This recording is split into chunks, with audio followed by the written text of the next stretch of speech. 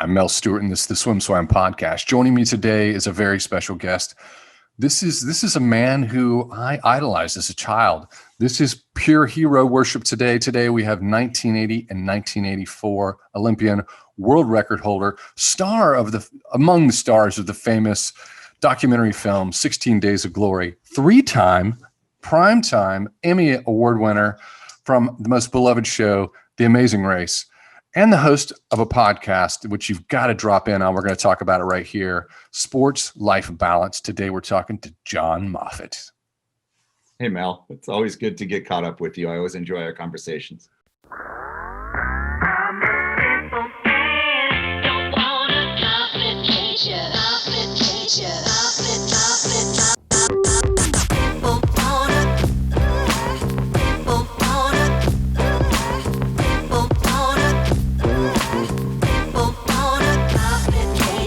You have so much going on in your life. It's like, I don't know how we're going to unpack this. I think we need 10 hours. Will you commit to 10 hours on the SwimSwam podcast? I might poop out. I'm a little older than you, so my endurance isn't like what it used to be. I'm calling you out, folks. So if you're listening to this on the download, I'm just going to tell you right now, this guy is a cue ball. He is as bald as he can be. When did you shave it? When did you go full shave? It was probably the day when my hair got a little long and my wife told me that I looked like Newt Gingrich. It kind of poofed out on the side. And she said, I'm behind you just shaving it all off. So it was probably about 5 years ago that I made that decision. And I haven't missed paying for haircuts. Well, you're a sweetheart. And what I love about you is as a kid, we lost our 80. I was 11 years old in 1980. So we lost our heroes from the boycott when President Carter boycotted the 1980 games. So the 84 athletes, and on the run up to 84, were the heroes from my generation. And you were among the royalty that we would see on deck, which is the beautiful part about swimming. So I would like to unpack, I want to get into your entertainment career, but I'd like to unpack the pre-1980. So in 1980, you were 16 years old. You were the youngest male Olympian on the swim team and on the U.S. team, I believe, entirely. Is that correct? Yeah. I was the youngest, of all the summer male Olympians. So when you're 16 and you realize how big of a stage that is, coming off the 1976 team, 72 must have loomed large in your mind. Yeah, I didn't start swimming until 1975. So the 72 Olympics were kind of on my radar. However, I wasn't very interested in it. I was kind of like more interested in, hiking and science and, all of that stuff. And I really wasn't paying much attention to the 72 games. However, by the time the 76 games rolled around, I was very interested because I'd started swimming and actually, became obsessive over the times and what the world records were. And I was very familiar with everybody and, people like John Neighbor and Bruce Furness, and of course, John Hinken, who was my fellow breaststroker. Those were the people who I was like watching and emulating and never imagining that that could be part of my cohort, but somehow wishing my way that I'm going to work as hard as I can and maybe I can get there. For our young listeners out there, the 1976 men's Olympic team is considered the crown jewel, the best. They are the stars of our. In many ways, they had the most success in terms of just metrics and brute force wins. Back when we could have three athletes make the team, I would say. So what's interesting is that inspired you. But what also is interesting is that I think the 1984 Olympics, which was when you finally got to go, was the LA Games, and that was a unique games. That was it was done better than any other games, and it was just it was a unique moment. Lots of stars and lots of stories came out of that. So these bookend your career to a degree. I know you swam beyond that, but it's just interesting thing that has just occurred to me right now. Yeah. I mean, of course, the significance of being able to compete in my hometown for 84 was not lost on me. However, I think anybody who has attained that level of success, I mean, you're very myopic in your focus, and out of necessity, I tried not to let all of that stuff swirling around me affect me or seep into my brain. I just was focused on the task at hand. So I think I missed out on a lot purposely because I had to cut all that stuff out of my purvey. Let's bring it back to your run up. Let's just go back. Let's just get real meta here. When I talk to people who are not swimmers and I explain breaststroke, I say, first of all, I'm not a breaststroker. I've always roomed with breaststrokers, but these are the odd cats. They think differently. And if you think about breaststroke, it is a stroke where you've got to be perfect. And so when you're on, and if you're off, everything is off. It's sort of like a golf swing. What is your breaststroke philosophy? Oh, that's a good question. My breaststroke philosophy. The foundation was my kick. I knew that my kick was everything. My kick was, I don't know what percentage of my stroke, but a huge percentage, maybe approaching 70%.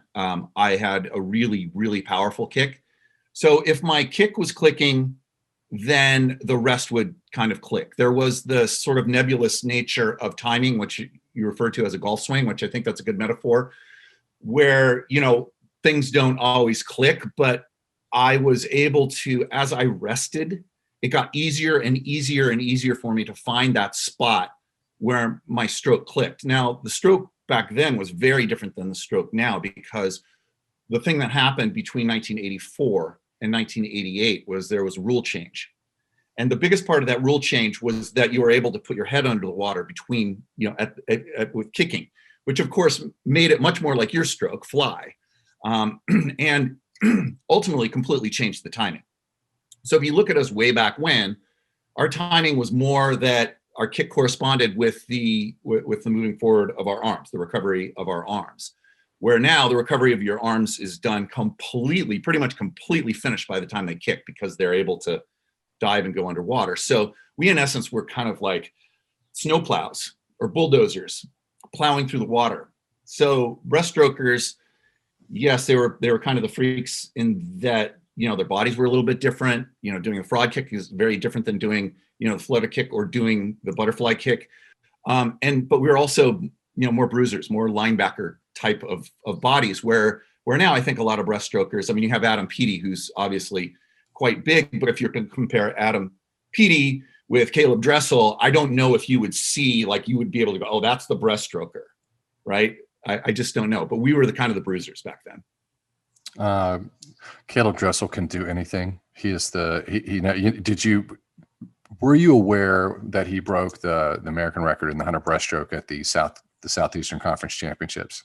I think he broke 50, didn't he? He did. That was an eye-popping moment, and it was sort of weird because it's like, I'm just going to do something different. But I love the way you've described it to everyone who's listening now, is that you were bulldozers. But breaststrokers, it seemed like they were just, you saw their body. They had more muscle mass. They pushed the most water. And the modern breaststroke, as it's changed, it's now going in an undulating moment.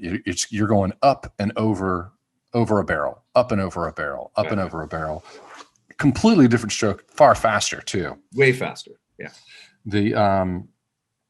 When you were on the run up to 1980, you were just a baby. You were only 16. You had to be completely green, even though you grew up in SoCal. These kids are they develop a little faster. When did you know, I'm great at this, and I could make the Olympic team? It started seeping into my mind that I would maybe be able to write a ticket, somewhere other than where I was from my swimming. When I was about 12 years old, I started breaking some national age group records. And I remember being really perplexed. It's like, why am I so much faster? Why am I able to do this better than the other people in Southern California, except for one guy, Ricky Gill. Ricky Gill was, we were always shoulder to shoulder throughout our careers. But I realized at that point that I was given something. I was given this weird talent, and I didn't understand exactly why I was given it and other people weren't. People who definitely worked just as hard. But there were other great swimmers. Like there was Sippy Woodhead, And I also had great examples of people. I was lucky enough to, in 1979, train with Dick Jokums and train with people like Tim Shaw and Bruce Furness, who was like probably my main mentor. A great breaststroker named Greg Winchell, who unfortunately was killed in 1979 right after the Pan American Games, where he got second to Steve Lundquist. So I had amazing examples. I had an amazing community, a very supportive parents. As far as whether, like, thinking that I could make the team, I think it was probably summer of 1979 where I had my breakthrough 200 breaststroke, where I actually finished second at nationals, at the outdoor nationals in Fort Lauderdale. And I beat John Henkin, who, was multiple Olympic gold medal in breaststroke. And I realized at that point, okay, you've arrived, and this is, you're in the driver's seat. Let's see what you can do with this. What I heard there was, in your response, was, you were wrestling with, why do I have this talent? And that's that's something that I would expect from a guy who went to Stanford and has had the career you had. You're a very thoughtful person, but is that was that something that you wrestled with? I think about it. I wrestle with it. And you certainly reflect back when you're older, but it sounds like you were doing it at the time. Oh yeah, for sure. I didn't understand it, but I knew that it was a gift. I looked upon it as a gift, and I'd be a fool not to see how far I could take it. Were you how would you describe your competitive spirit? Were you, I am an assassin, I'm going to take your head off? Or did you shake hands and were you buddies with your competitors? Where were you on the scale? I don't think anything was anything. I found my relationship with all of my competitors to be completely collegial. One of which, Glenn Mills, who beat me by 100th of a second in 1980, is to this day one of my best friends. And so not only did we all get along, but we became friends. And Steve Lundquist would definitely be in that category. I never felt the need to be nasty, to be overtly aggressive outside of the pool. I would leave that all to the race and let that speak for itself, because I just didn't see, if anybody came up to me and tried to say something, to psych me out, I would just look them in the eye and say, why are you trying to psych me out? And that would usually shut them up. It happened a few times. That sounds like it seems like when you look at your peers and you have certain athletes who are intensely competitive and it can be nasty. And then and I see someone who can be collegial and has a good perspective on who they are and letting the race speak for itself. It seems like it has a lot to do with mom and dad. And, it could be genetic and disposition, but it could be, I think parenting has a lot to do with it. The right coach. What do you think?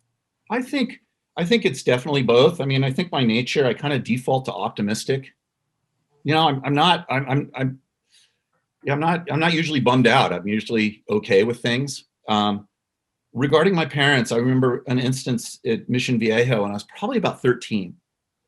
And I think it was a 50 breaststroke. And I was very, very focused on times, just laser focused on times. And it was a 50 breaststroke, and I won by a lot. I think it might have even been a prelims, and I won the heat by a lot, but I didn't do the time I wanted to. And I displayed displeasure to the point of, I think, even slapping the water, because I wasn't happy with my time. And I will never forget, my parents said, okay, that's it. So you're scratched from all the rest of events. You're not going back to the meet. I believe that was like a Saturday of a 2 or 3 day meet. And they said, we're gone. That was it. And I never did that again. So it sounds like mom and dad shaped this, they made you a gentleman, helped you along the way. It was important to them that I would be a gentleman. In fact, they were most proud. They wouldn't, they were of course proud of the swimming and everything, but they would always go out of their way when they said, this parent came up to us and said how wonderful that I spoke to them and treated them, and I gave them time, and that was the stuff that they would spend time praising me for, not so much as far as the swimming performance. It's so it's great to have two great sets of parents. It's great to have good parents in your life. I think that buoys you. People will ask me, "Hey, what's the ingredient in parenting for an elite athlete?" And it's among all of our peers. The answer is just love your kids. Love your kids, show support, and be stable. You needed that in 1980, but you were only 16 years old when the boycott happened. I don't want to diminish what that emotional impact was for you, but I think it might have been different for some older swimmers, because at 16, it seems like you have a lot of future ahead of you. How would you characterize it? No, that's exactly true. What I spoke of before, where I kind of have an optimistic outlook, and I think athletes, by and large, are optimistic because what they're trying to do is something that's kind of, rather unattainable on normal standards. So you have to be optimistic. So I was definitely came out of 1980 and I'm like, okay, what do I need to do next? And what are the steps that I need to take now to go and train for 84? I was very clear. And so, each season I would plot out my steps of how I might get there. And if there were setbacks, which of course there were, I would then go, okay, what did I learn from that setback? What did I do wrong? What could be done better? So that next time I don't have the same setback. If I have a setback, maybe it's something different. So yes, regarding the older athletes, I think that's definitely true. There were a number of people that were able to compete in 72 and 76, like John Hinken being one of them. So I think they felt quite different about the boycott. I think for the most part, if you had a successful games, the boycott didn't hurt quite as badly, whether it be before or after. The people that, and I'm friends to this day with many of them, the people that I think truly were affected by it were those who didn't get another shot. The painful part about 1980 was being denied your shot by an outside force. All of us just want to go in and compete on our own terms. Whether we fall flat on our faces or whether we win the gold medal, that's all we're asking for. But to be denied that is the most painful part. And then, of course, not having a second chance makes it, I think, painful into the future. Here's for our audience, there's a great example of people recovering seemingly fast. It's like, a voice of the Olympic Games at NBC, Rowdy Gaines, by that NC2As in 1981, he was a 133, 200-yard freestyle. Seemed like, and this guy was in the hunt to win quite a few medals in 1980. That was his games. Right. But he recovered in 81. When did you recover? Like, how fast was it? Because I imagine, that summer was not just losing the Olympics. That was a wash. That was an emotional crater. How long did it take you to bounce back? I don't really remember. I do remember I didn't have a very good season in 81. But I don't remember cratering per se. I do remember being really bummed out. I wasn't necessarily angry. I think I was disillusioned. I think that was my first time realizing that the world can be a cruel place and that there are forces much bigger and much more powerful than you were able to control.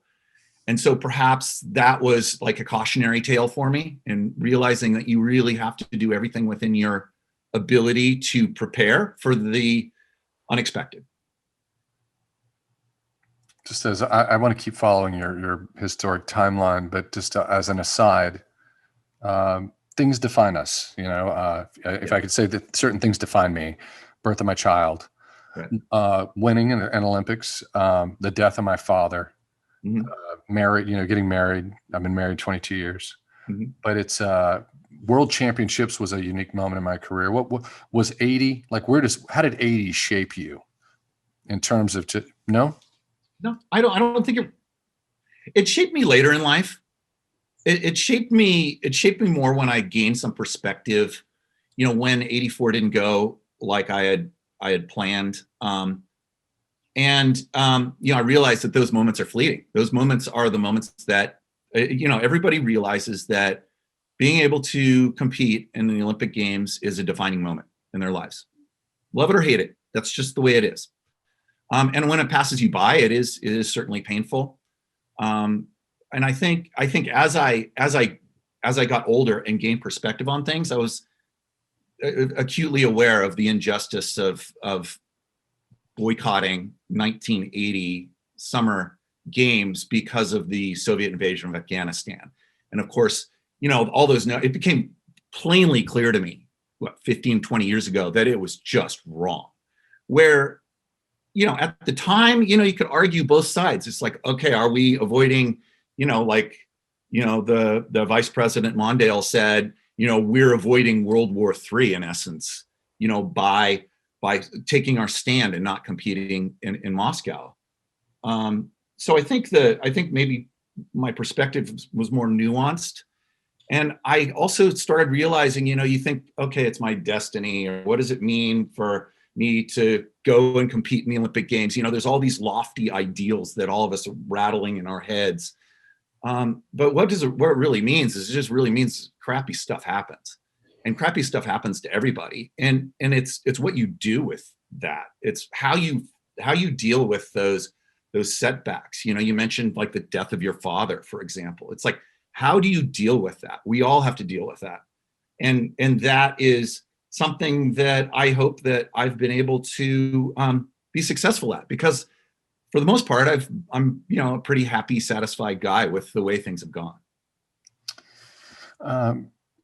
But 1981 wasn't the best year. But you're also from an era where people did what a lot of coaches will call honest work, because there are a lot of elites now. They get their base in, and then from when they're winning all their medals and going to Olympics after Olympics, which is what you do now, they're doing a lot of very precise training. It's not just grinding. Were you a grinder? No, I don't think by nature, both physical or mentally. However, it was very clear if you wanted to. Perhaps it was wrong-headed of the prevailing wisdom back then, but it was a blunt instrument. I mean, the notion that I would go 20,000 meters at the beginning of summer, and I'm a sprint breaststroker, is completely absurd. Absolutely absurd. And again, back to my parents and my coaches and the way they guided me, I didn't do doubles until college. I didn't really do weights in any sort of meaningful way until college, and even then backed off on it. So I think my instincts were that I needed to back off a little bit, that I needed a little bit more rest, that, like to have me train like Jeff Kostoff. Of course, I didn't train like Jeff Kostoff, but the mentality was, if you want to be that good, you had to put that sacrifice in, and that you had to do those 20,000 meter days, at the beginning of summer, if you wanted to be the best. That was the prevailing wisdom. Jeff Kostoff, yeah. I love you pulling Jeff Kostoff in here. 416, 500-yard freestyle out of high school. Swam with you at Stanford, now the associate head coach at the University of Minnesota. Correct. And his 1650 American record, I think, stood for in excess of a decade, if I'm not. Yeah, he was a crazy man. His career spilled into mine, and he was like a mentor. He was like a bad mentor. He was I'm just going to put it out there and call it. I'm calling you out, Kostoff. I love you, buddy. You're a bad mentor. He's a lunatic. I mean, I will never forget my sophomore year, which would have been his freshman year, Christmas training, which of course was the most hellacious time for any collegiate swimmer. And I remember one day he got it in his mind that he was going to go 4 5,000s on the 50 minutes. And like, just the notion that that it's humanly possible to go 20,000 yards holding under a minute was like beyond any of us. And so he started them, and we did our regular 2-hour workout, and we were all in the stands watching him, and he did it, and he descended them. I like lunatic, crazy man, unbelievably talented, and his Olympic accolades certainly don't reflect the immense talent and influence that he had on his era. And he's an exceptional coach. He's a great coach. He is tough, and I'm sure. And his athletes respect him. I've stepped away from swimming for a long time, but when I got back on deck, I'm like, my wife's like, "Why didn't you coach?" I'm like, I don't want to. I feel like the commitment's too big. And I've done this. I don't want to do it.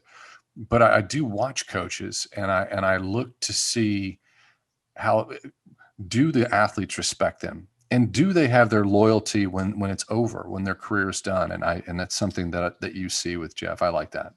I like that about Right, yeah. it. Yeah. He's another one of my lifelong friends, by the way. Yeah, he's a sweetheart. Yeah. Between, on the run up to 84, you were a star. You were one of the biggest stories. What were the benchmarks between 80 and 84 where you gained confidence and you're rolling into the 84 LA games and you're like you're building the strength? What rewired your brain? Well, there was this guy named Steve Lundquist who was kind of like in the way of what I wanted to do. And Steve was is a larger than life personality and talent. I mean, and we all knew it. Little secret is Steve would like everybody to think he doesn't work very hard, or he wasn't competitive. He just would always have kind of like that Southern laid back kind of persona. But man, that guy was really, really intense. And he was a formidable adversary. And he was always like, to me, it's like, he was always that thing that if I wanted to achieve what I wanted to achieve, I had to beat him. And in 1982 World Championships, it was him and Victor Davis. Basically, I got 2 bronzes. It was him and Victor Davis. And in the 100 breast, I really was, in my heart, believed, okay, this could be my breakout performance. And I just screwed up my turn. I screwed up my turn in the 100 breast. I just didn't hit it right. And ended up getting 3rd. But I knew at that point, it's like, okay, you got this. Just don't screw up your turn next time. And then in 83, I was in college by this point. And in 83 was the Pan Am Games in Caracas, Venezuela. And I had a really bad trials. In fact, I didn't make the team in the 200 breaststroke, which was before the 100 breaststroke. I mean, I was gutted. I couldn't believe that I didn't make the team in the 200 breaststroke. It just was not, I couldn't believe it. So suddenly the 100 breaststroke coming up in a few days, like, had a heavy weight placed upon it. And so thankfully I felt better. And Steve beat me once again, but I had a good swim. I did my best time and made the team. So I was able to go to Caracas for the 100 breaststroke, not the 200 breaststroke. And it was one of those things, I just missed my taper at the trials. I just missed it. And like a few days after the trials, I was like, damn, I feel better now than I did last week. And I'm like, okay, just hold on to this. And they weren't more than like a week and a half apart. And I just nailed my taper for the Pan Am Games. And I was like, okay, here we go. And unfortunately, Steve beat me. I believe it was a few hundredths of a second, but we both broke the world record. And that's when I'm like, okay, I can do this. You break a world record. The first, and granted, the first time I broke a world record, Steve was faster. So he didn't really break the world record. He did it first. But I knew it. And it's like, okay, I'm set up good for 84. It's 84 there was so much anticipation rolling into it. And if you were from my generation, you guys were our heroes. And I felt like it felt like this was a test of the Olympics. Like the Olympics might be in jeopardy. Can the Olympics go on? And Peter Uberoth hosted an incredible Olympic Games. I think it was the only games that's been profitable in the last 50 years. Yeah. but it was cool. It was a cool games. And it was just, I think everyone, there was so much demand and so much hunger for the 84 games. The fact that it was in Los Angeles, Hollywood games, it was pretty amazing. Well, I mean, let me tell you, I mean, your assessment is right. The Olympic movement almost died. It was almost a death blow to the USOC back then, now the USOPC. The USOC, that they weren't able to send a team in 1980. They were barely getting by. They were going by, they're getting by on fumes. Like in 1979, 1980, and then the early 80s, like the USOC was in a retired Army barracks. I believe it was Army. Anyway, military barracks. Like the cinder block, there was no frills. It was like kind of ramshackle offices.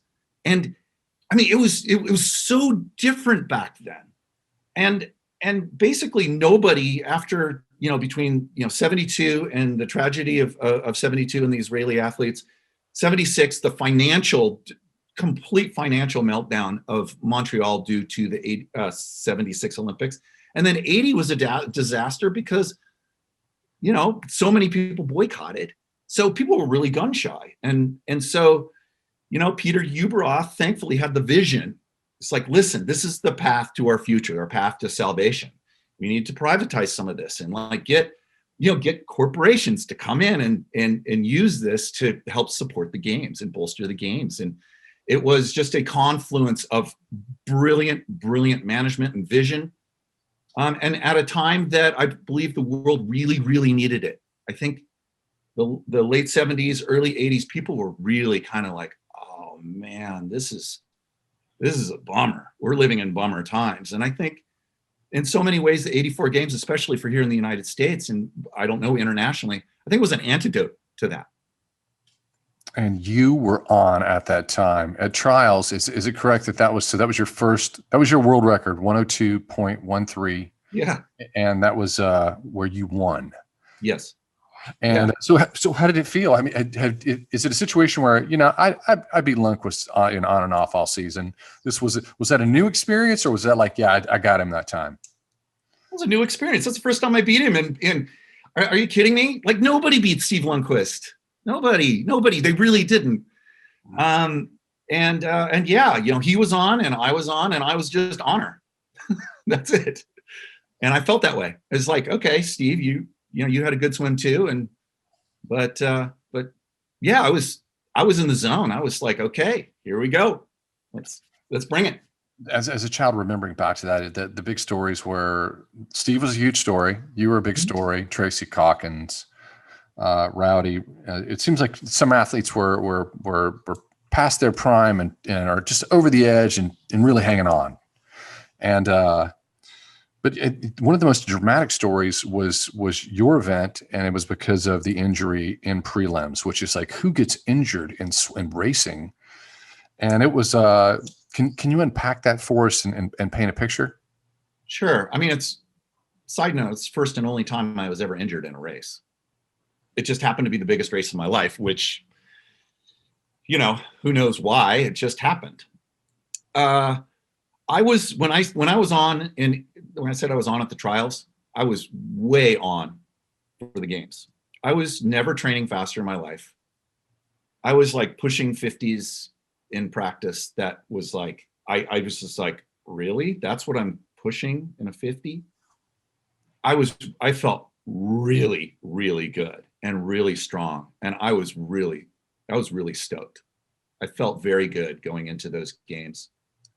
And so the prelims come around, and we were shaving down during the opening ceremonies because it was the first men's event of swimming and the first men's event other than cycling, I believe, of the entire Olympic Games. So there was all this pent up demand, and you could just feel it. It's just electric. And it wasn't lost on me. I remember looking around thinking, okay, soak this in. This is, this is an honor to be here. This is a gift of all gifts. And this is where I trained for half of my life. And so, needless to say, I got in, they started, and I felt great.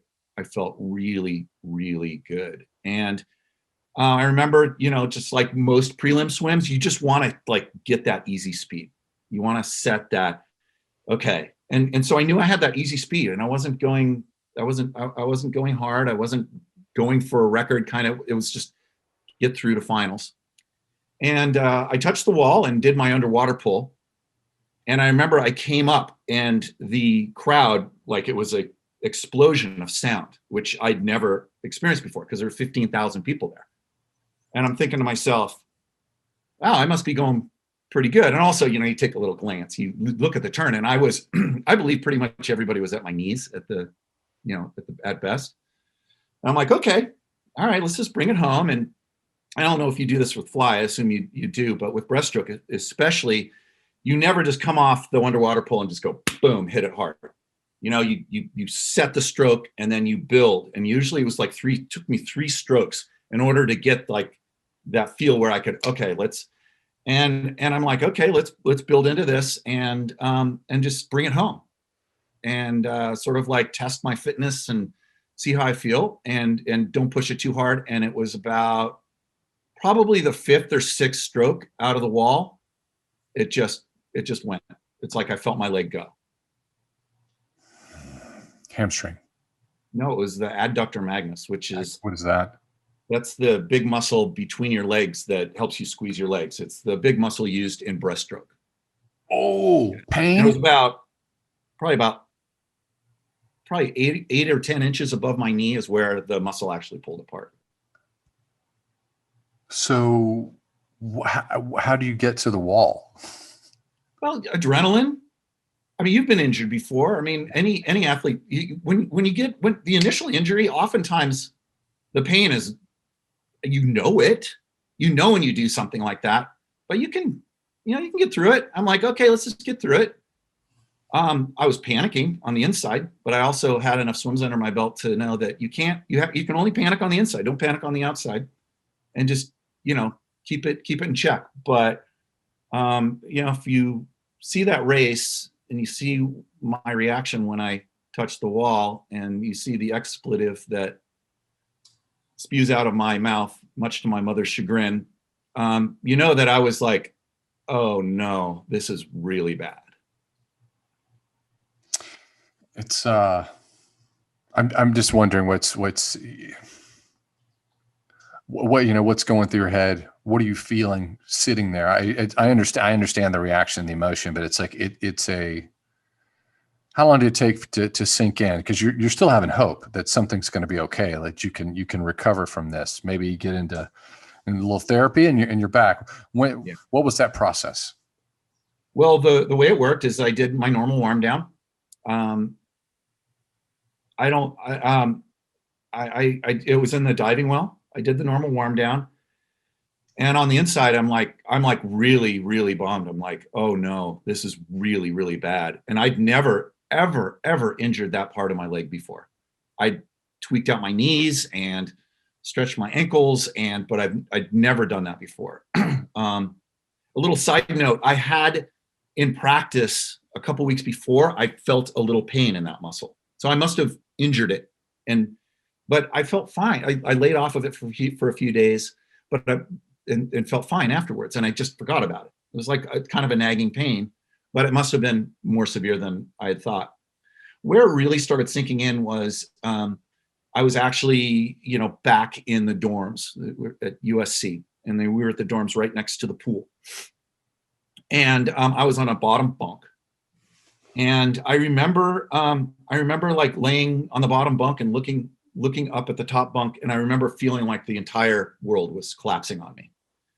And at various times through the day, coaches and doctors and trainers were coming in and treating me. But I think fairly soon after that race, maybe within a couple of hours, I'd realized that that's it. It's not going to work. Captain Optimistic man or no, I was not going to be able to pull it off.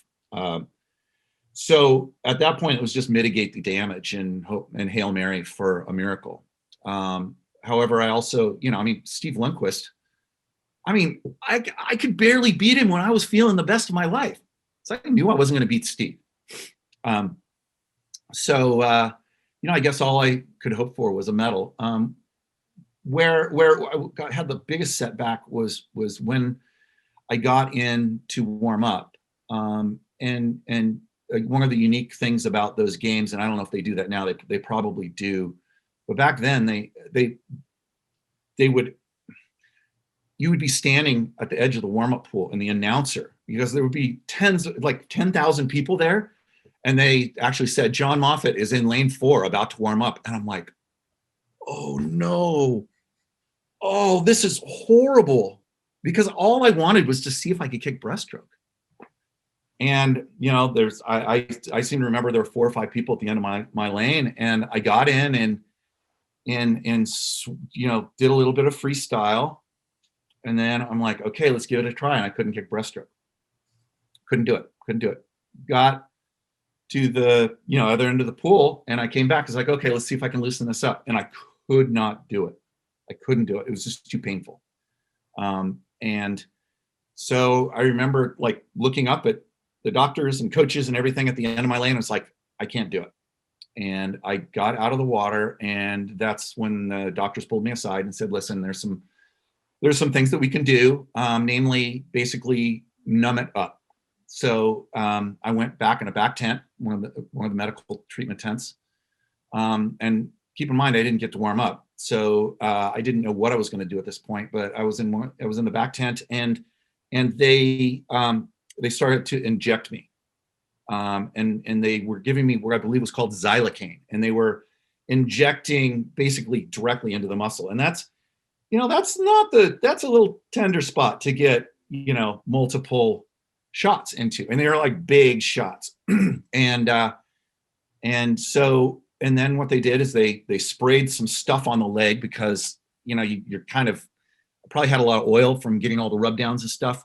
So like the stickum, I think it was like stickum. It was almost like adhesive. And then they took like tape, athletic tape, and wrapped it around my leg to try to hold it together.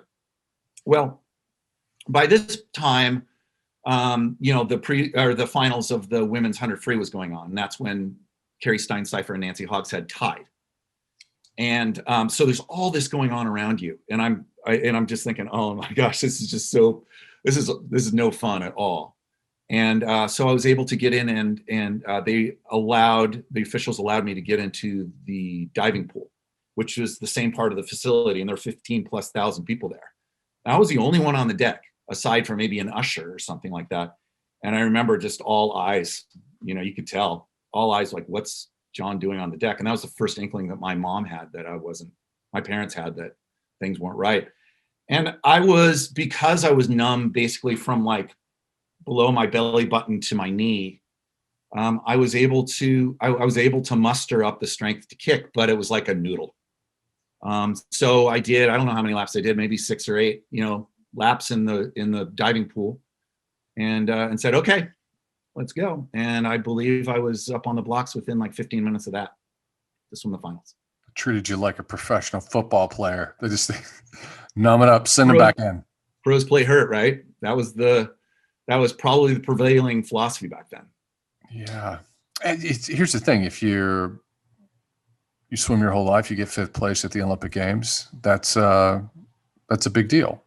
That's great. For some reason, it felt like when I watched as a child that like the entire narrative was you, the commentary was you. And it actually was, it just seemed like the focus of the reporting was your story, because it was so dramatic. And yeah, that's the great thing about the Olympics, is we are caught up in it. Is it something where you watch it? Did you not watch that race for many, many years, or do you go back and watch it? No, I didn't watch it. First I'll say I hadn't seen the broadcast of that swim since I watched it a few days afterwards. There was a place where you could go, and in the village, the Olympic Village, and you can go and you could watch your races. So I watched it then, and then I saw it again this past year, when, for a dear friend of mine, I was doing a Zoom clinic with this high school swim team. and they showed it, and that's the first time I had seen it since '84 at the Village. And so to answer your question, no, I kind of avoid that. But the side note is that I had to watch it many times because one of the fortunate things that came out of my Olympic Games was that Bud Greenspan featured me in his film 16 Days of Glory. And so it was a feature on Rowdy and I, and how Rowdy overcame all the obstacles of aging, and I was the young buck coming up, and that we, how our stories kind of were in parallel. And so because of that film, and because all the touring and the speaking that I did for that film, and for Bud Greenspan, I did see the race multiple times, in the mid '80s.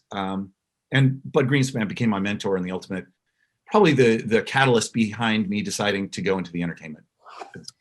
Yes, it immortalized you. And everybody that swam or was a young kid or an athlete, we watched it. We watched 16 Days of Glory, which is why I introduced you that way. It's was Michael Gross in there in the 16 Days of Glory as well? Yeah. And in fact, I back then I spoke a little German. I could do a little conversational German, so we actually spoke German together. And there's so many watershed moments that happened in '84, but one of them was that there was a rudimentary email, and none of us had ever seen it before, but it was like a closed circuit email where you could email any one of the other athletes. And so we would sit there and email all these athletes. And one of the athletes that I emailed was Michael Gross. And he was very kind to me, and he was very understanding, actually on the pool deck. And he pulled me aside and said, "I'm very sorry what happened." He was really, really nice about it and very caring about it. So I wrote him a thank you note in German for showing me kindness and understanding. And he wrote me back, and I still have the printout of those emails today. Yeah. The further you get from your career, and you had success, you went on, you swam through '86, you represented Stanford, you won 3 golds at the Pan Pacific Championships, was the first iteration of that new event. Yeah. Which is now called the Pan Pacific Games. Right. But is it true that the older we get, the less the medals matter? Is that your experience? I think '85 I think is a little bit different. I had a lot to prove. I actually had people in '84 say, kind of like, "Were you really that injured?" Kind of alleged that, and it like really stung. And so I just had a lot to prove. Now, I mean, on the grand scheme of things in my career, it was great. I was very fortunate to be on Stanford at the time that I was at Stanford, because, I was able to not only win individual championships, but more importantly, I was able to, my junior and senior year, win the team championships, which was definitely, without a doubt, the highlight of my swimming career.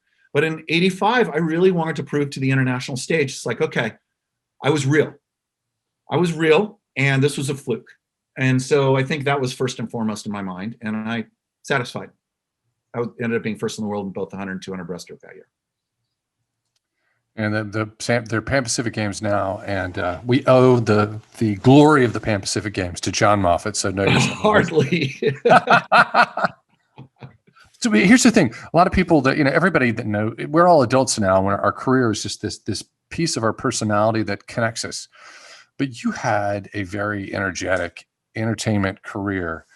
And anybody, all the peers are like, if you had any questions about entertainment or that industry or what was going on, it's like, oh, you need to talk to John. You need to talk to John. And I said that you were an Emmy, three-time primetime Emmy Award winner, and that was from The Amazing Race.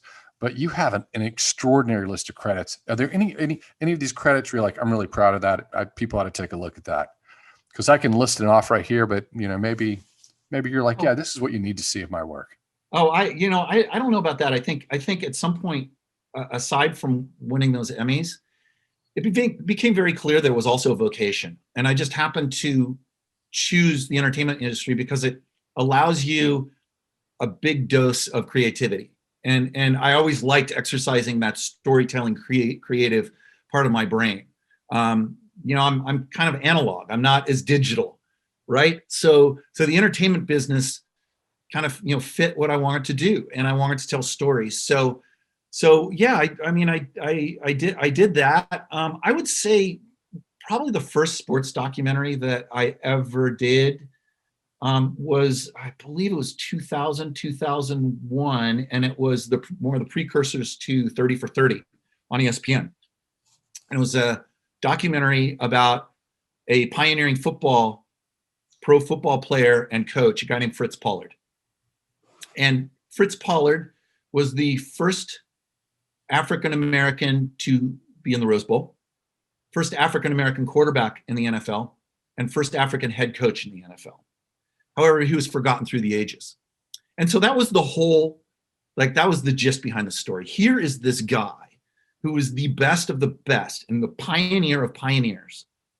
The Jackie Robinson of football 30 years prior, who has been forgotten. And so it was a really, really great documentary, very rewarding. I uncovered like some fantastic footage of him back in the day. And I even uncovered a long lost interview that he did with Bud Greenspan in the 70s. Crazy, crazy cool. Magic happened. And 3 or 4 years later, he was elected into the Pro Football Hall of Fame. And for that, it's like, that's about the best you can ask for in an entertainment business. People are watching, and usually it's just, oftentimes you're producing this drivel that people will like. But this one actually moved the needle. And for that, I'm exceedingly proud. And I will always be proud of the Fritz Pollard story on ESPN. Storytelling is what makes the world turn. It's the oldest profession. It's, I love it. And to do it the way you've done it is to have that skill in your back pocket. You must feel really empowered now that you're doing Sports Life Balance, the podcast. Talk about it. Yeah, my podcast, I think the podcast, kind of came about through varying forces. I tried to get a documentary about the 1980 boycott made for years and years and years, and I probably know just a little bit too much about the history of that boycott and the games in the late 70s, early 80s. And long story short, I was partnered with LeBron James and his companies, and all of us agreed in our initial meetings. It's like, if we cannot get this made with LeBron James, we can't get it made. And sure enough, after a couple of false starts, we didn't get it made. And that happened at the beginning of 2020, where I ultimately realized, okay, I think it's time to wind down my career. And I wanted to do something. I wanted to do something that was fulfilling to me. And I wanted to do something that also leveraged my skill set as a storyteller. So I decided to launch this podcast. Plus the pandemic, it was something that I could do. The working in the entertainment business, especially for a majority of for 2020, wasn't a viable option. So it was kind of sprung out of that. And the whole idea is that the great things about sports and the great lessons from sports and how they can be carried into life, and how those lessons can inspire and can help people with create a more fulfilling life. All the lessons that we as athletes have learned. I want to talk to you a little bit more about your podcast, but I also want to know, so when did you become the president of the Southern California Olympians and Paralympians? Yeah, the Southern California Olympians and Paralympians is basically the alumni association for here in Southern California. And it's a chapter. It's the oldest chapter and it's the biggest chapter in the country. It came about, I was kind of reluctant. You know what I mean? If you ever read Joseph Campbell, there's always the journey to what you're supposed to be doing. There's always resistance. You always resist. And I was asked to be on that board, and I kind of reluctantly, I really turned my back on the whole Olympic and Paralympic movement. Wasn't super interested in it. I'm far, far, far from being any sort of swimming scholar anymore. I haven't really paid, attention to it, honestly. And so it was 2016 that I was asked to be on that board. And it was within a year or so after that the then president, Tamara Christofferson, was moving.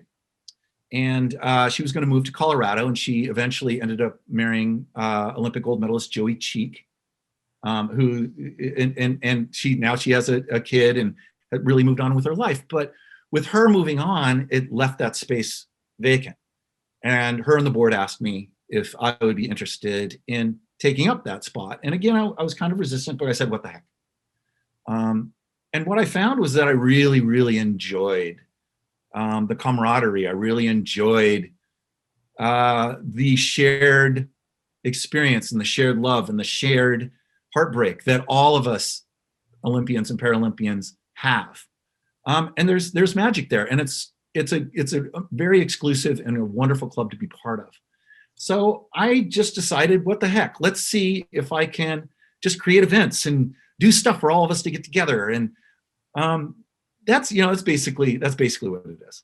Southern California Olympian and Paralympian Association is a big deal. It's powerful. I mean, I know I understand it's alumni, but it's like there's just so much talent, which is beautiful because you are connected to so many peers, and you're connected across all sports, and that's going to be great for the podcast. Indeed, it's hopefully is great for the podcast. Yes, I am connected. I'm getting more and more connected. However, I also want to turn the podcast inside out. I don't always want to just start with athletes and go to life. One of my first podcast actually was with the actor Timothy Oliphant, and Timothy Oliphant was a swimmer, and most people forgotten that Timothy was a swimmer. But I swam with him one summer, and he was a swimmer at USC, and so I was like, okay, so how do I stretch this? And so the fact that he's a world-renowned Hollywood star, and hearing about the lessons that he learned from swimming that lend themselves to him becoming the great person and great actor that he is now, and it's that's a different angle. I also want to interview scholars, people who athletics are a big part of their life. But what is it about athletics? What is the universality of getting in and swimming or going out for a run or whatever athletic endeavor you choose? What is that? What is the magic there? What is the zen? What is the magnetism that exists? We know in our heart that it's there. It's harder to define what it is. For our young folks out there who might not know who Timothy Oliphant is, just so you know, he is a drop dead, good looking leading man. Also done a lot of character work. His credits are way too long.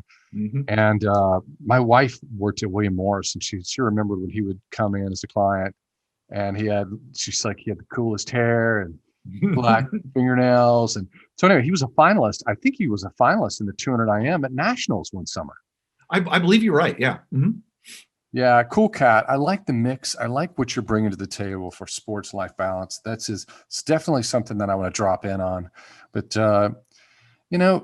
John, this has been a pleasure to talk to you.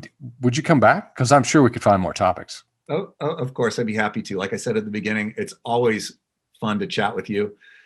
Through the decades, we'll get to meet up here and there, and it's always so much fun. Even though we didn't necessarily share national team experiences together or Olympic team experiences together, it's that shared experience that we all have in common. We got a minute or two left. Just out of curiosity, you're an intelligent, worldly man. What do our chances look like in 2021 with hosting an Olympic Games? Well, again, going back to me being Captain Optimist. I'm Captain Optimist, not Captain Obvious, hopefully. I'm very optimistic that 2021 will happen. I think it's one of those things where there's a will, there's a way. The collective will of the Olympic and Paralympic movement is immense, and the stakes of not having them go are also immense. So I think that if I was a betting person, and I'm not, that they're going to go. They might look a bit different from games of the past, but they will go. I'm certainly optimistic.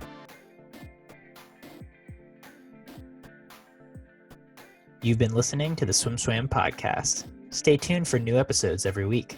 You can take SwimSwam podcast on the go by subscribing on your favorite podcast platform. Look for links in the description below, and be sure to subscribe to our YouTube channel for more videos as well.